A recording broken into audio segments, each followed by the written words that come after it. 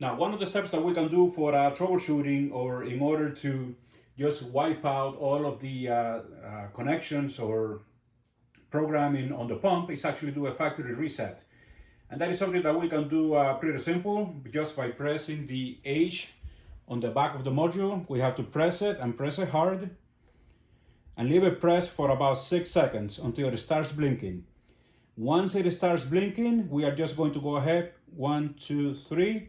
press it 3 times, the H, and then it's going to do a couple of blinks letting you know that it is has been factory reset.